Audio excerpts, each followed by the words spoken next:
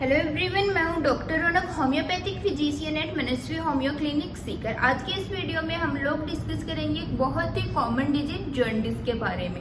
Jaundice, जिसको कि हिंदी में पीलिया बोला जाता है, इसके नाम से इसके सिम्टम्स है वो स्पष्ट होते हैं।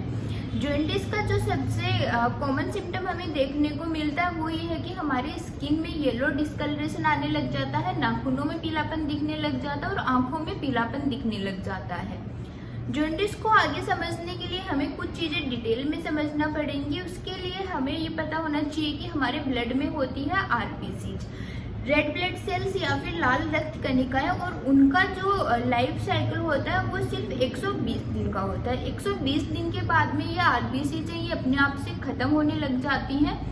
जब ये आरबीसीज अपने आप से डिस्ट्रैक्ट होती है, खत्म होती है, तो ये जाती है लीवर में। आरबीसीज का जब लीवर में ब्रेकडाउन होता है तो उनसे एक येलो कलर का पिगमेंट निकलता है जिसे कि बिलीरुबिन कहते हैं, और इस बिलीरुबिन को लीवर को अपने शरीर से बाहर निकालना होता है।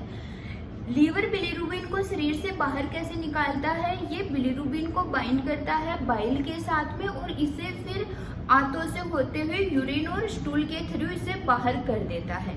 लेकिन अगर लीवर की कोई डिजीज हो जाती है तो ये बिलीरुबिन पिगमेंट है, ये हमारे शरीर से बाहर नहीं निकल पाता है और हमारे शरीर में डिपॉजिट होने लग जाता है, लीवर में डिपॉजिट होने लग जाता है। जब ये हमारे शरीर में बिलीरुबिन पिगमेंट डिपॉजिट होने लग जाता है तो हमारे शरीर में येलो डिस्कलरेशन आने लग जाता है, स्किन का कलर है वो येलो दिखने लग जाता है, आंखों का कलर येलो दिखने लग जाता है, नाखूनों का कलर येलो दिखने लग जाता है।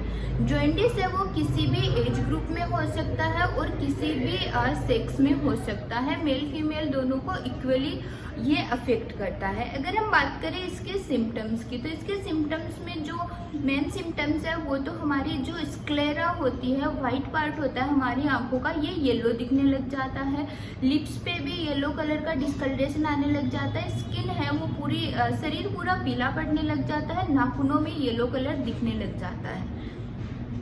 इसके अलावा बुखार आती है, जोड़ों में दर्द होता है, कुछ लोगों को उल्टी होने लग जाती है, शरीर में इचिंग होने लग जाती है और लीवर डिस्टर्ब हो जाता है। उसकी वजह से कब्ज की शिकायत रहती है, खाया पिया है वो ढंग से पचता नहीं है। राइट साइड में लीवर होता है, वहाँ दर्द होने लग जाता है, एडवांस्ड स्टेजेस में हेमरेज हो जाता है, इंटरनल ब्लीडिंग तक हो जाती है। अगर हम इसके कॉजेज की बात करें तो इसका जो मेन कॉज है वो है हेपेटाइटिस का इन्फेक्शन। हेपेटाइटिस के काफ़ी वेरिएंट होते हैं, उनका इन्फेक्शन हो जाता है।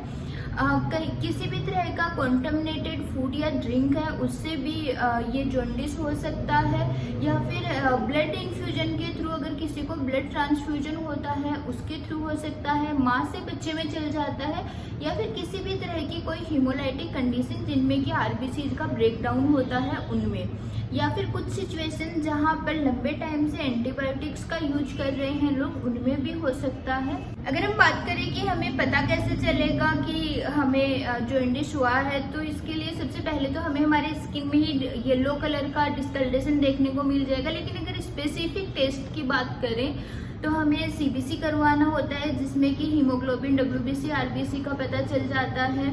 इसके बाद में हमें लिवर फंक्शन टेस्ट करवाने होते हैं, जिसमें कि एसजीओटी, एसजीपीटी का पता चलता है।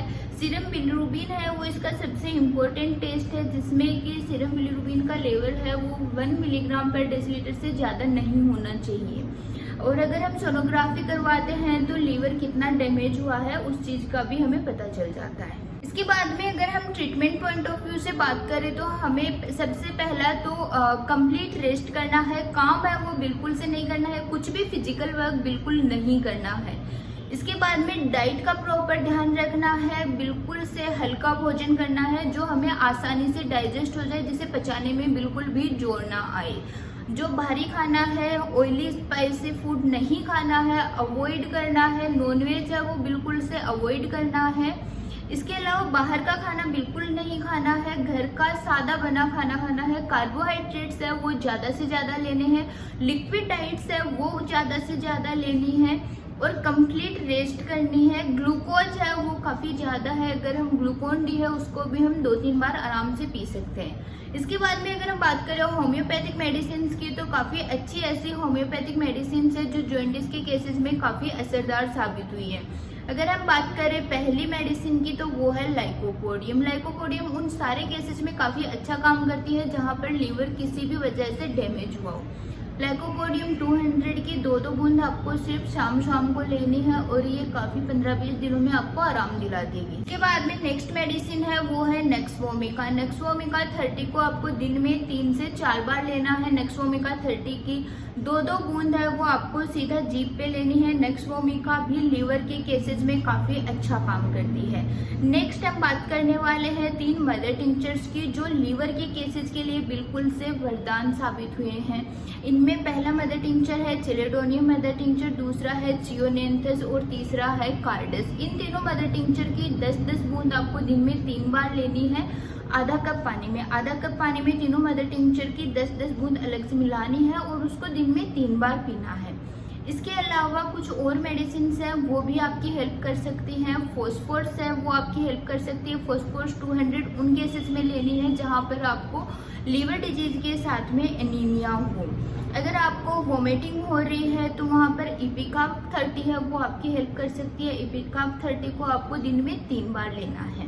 जॉन्डिस के केसेस में होम्योपैथिक मेडिसिन है वो काफ़ी अच्छा काम करती है। अगर आपको अपना जॉन्डिस का ट्रीटमेंट स्टार्ट करना है तो ये मेडिसिन तो है ही जनरल अवेयरनेस के लिए, लेकिन एक बार आप अपने होम्योपैथिक फिजिशियन से ज़रूर कंसल्ट कर लें। आपके कुछ सिम्टम्स इन मेडिसिन से डिफरेंट हो सकते हैं, कुछ मेडिसिन आपके डिफरेंट हो सकती हैं।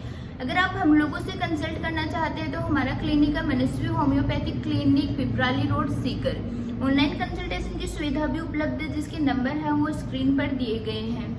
अगर आपको ये वीडियो नॉलेजेबल लगा हो, कुछ वैल्यू ऐड करी हो इस वीडियो ने आपके जीवन में, तो वीडियो को लाइक कीजिए, वीडियो को शेयर कीजिए जिनको इनकी नीड है, चैनल को सब्सक्राइब कीजिए और बेल आइकन प्रेस कर दीजिए ताकि आने वाले वीडियोज़ के नोटिफिकेशन है वो सबसे पहले आपको प्राप्त हो।